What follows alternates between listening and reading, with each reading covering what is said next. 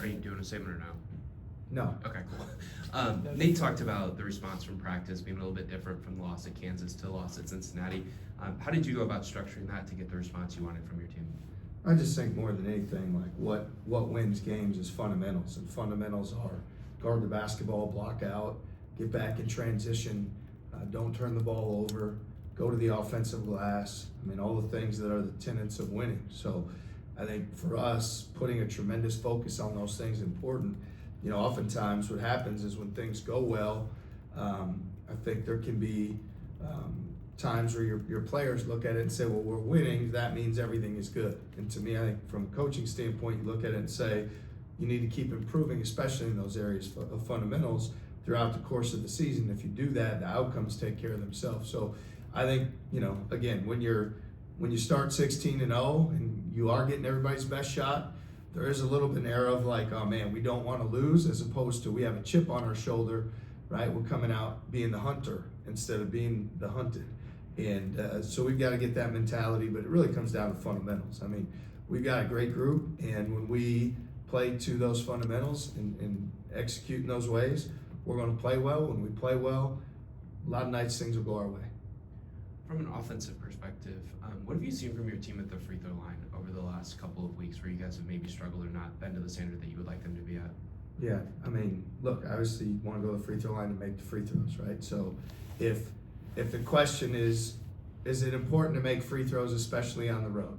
It is, yes, right? If you're going to win on the road, all the margins matter. So I'm not going to, you know, we don't overanalyze and dissect. We believe a lot more in the mental toughness and the mental side of it. And so I think when we're the aggressor and how we play during the course of the game, that you'll have that same level of confidence and competitive stamina when you go to the free throw line. And I believe that we'll do a better job of converting when we get there. Coach, what have the mannerisms, the attitudes of your guys been like the last 48 hours?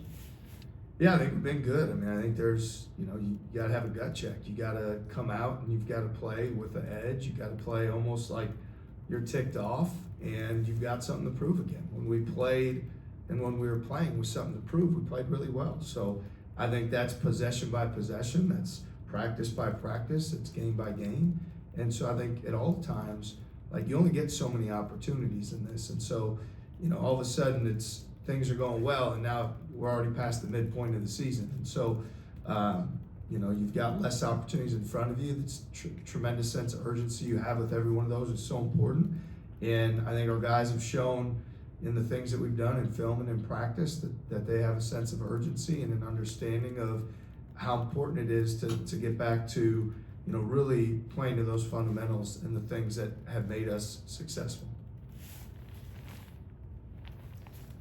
TJ, how much of what you do in the summer, all the tough things you do, all the habits you seek to embed in everybody, how much is that meant to combat those types of things that can happen when you're winning all the time and you might see that little bit of slippage where it's like a little Y might pop up when you're doing stuff, and getting back to that seems to be kind of the antidote to anything. Yeah, I think more than anything, like you talk about those things, whether it's the things we do in the summer, in the soccer field, the MMA stuff, like anything that we do, we try to create a mindset to build a culture about embracing doing hard things, having a get-to mentality instead of a have-to when it comes down to doing hard things. And oftentimes when, you know, and again, the games, you're getting the outcomes in the games, there can be more distraction based on outcomes, statistics, you know, outside things of that you're looking at, instead of a continued focus on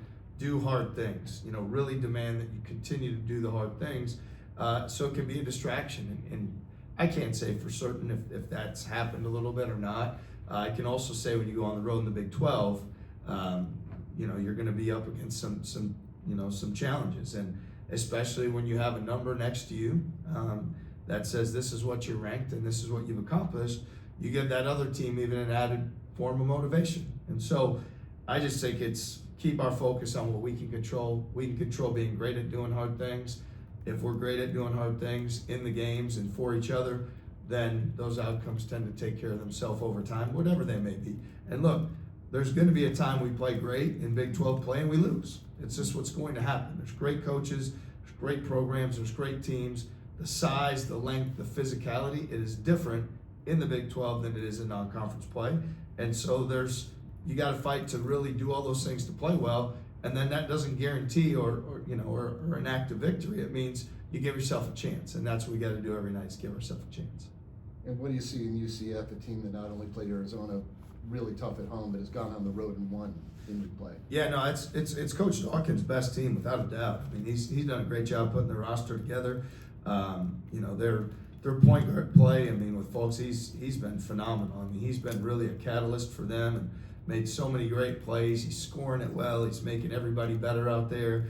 With Kugel, they've got a real go-to scorer, a guy that has tremendous confidence scoring the basketball. And then, on the front line, they've got so much length, physicality, and athleticism. And they've got all older guys. A lot of their guys were in the SEC last year. The two guys that came from Milwaukee have given them a huge spark. I mean, they have a really well-constructed team, and they have a lot of confidence because of the experience that those guys have had of what they can do. So you've seen them go on the road, and I mean, you can even tell with their last game against Arizona, like they expected to win that game. You can see it in their eyes to start the game that there's an expectation that we believe we should win and can. And so it's important for us to do all the fundamental things and the hard things that we need to do to try to put ourselves in position that we can be the aggressor for the full 40 minutes.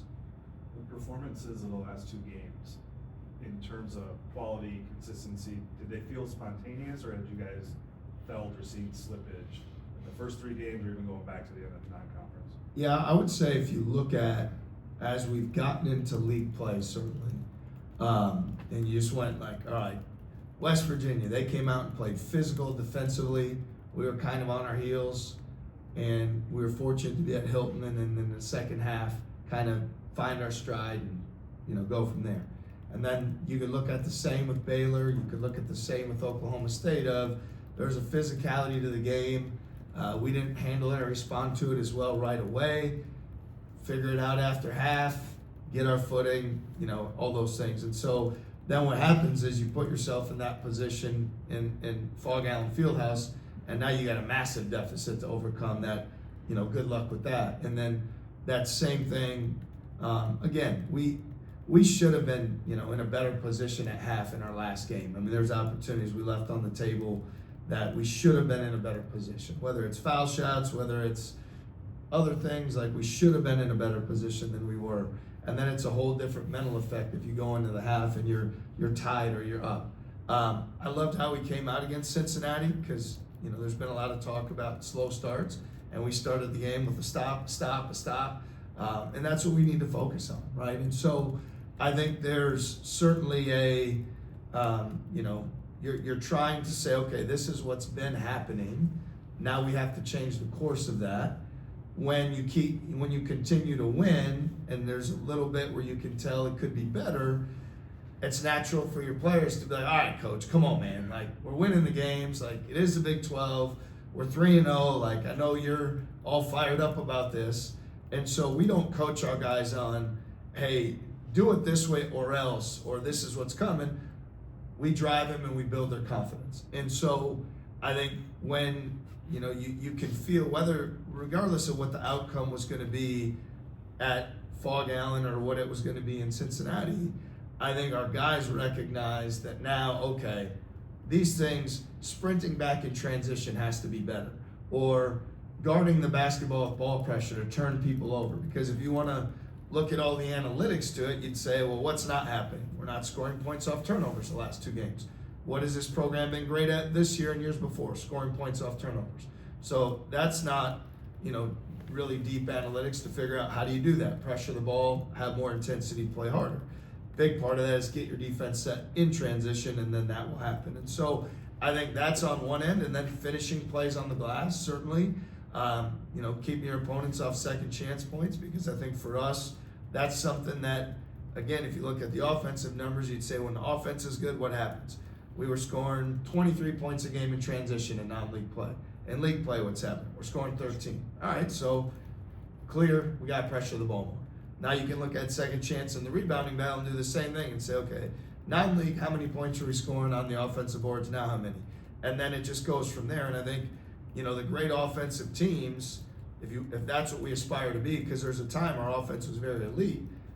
You need to score after defensive transition, you need to score on second chance, and you need to convert at the foul line. And when you do those things, then all of a sudden those numbers shoot up, and everybody's like, well, you fixed the offense. Well, the half-court offense could be the same, but you're winning in all those margins, so it's elevating the offense as a whole. In terms of the half-court offense, how much are you seeing teams pack the paint? What's that doing for the offense overall, and I guess Joshua specifically in terms of the defense swarming and making the ball down?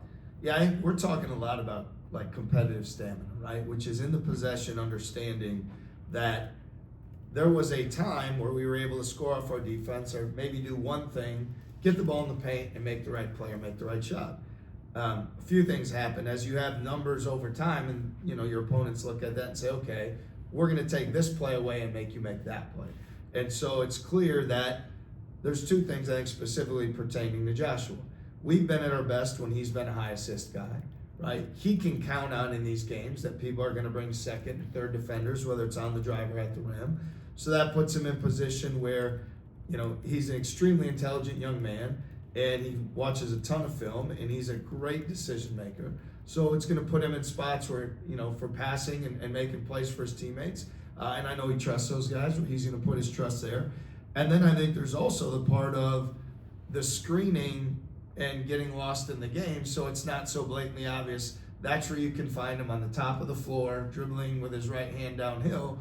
It's got to be, he's on the corners, he's in the short, roll, he's in the post, he's in the pocket. There's all these different places on the court. So for our team in general, we all have to commit to greater competitive stamina offensively, which is keep moving the ball till we get a great shot. Keep screening, keep action going, keep getting a better shot, because like the defenses in this league are really, really good, and the length is really strong at the rim. So you're gonna have to shift the defense, move the defense more, and then when you do that, it creates opportunities for offensive rebounds. So I think all those things, it's what our team needs to do and how our team needs to focus.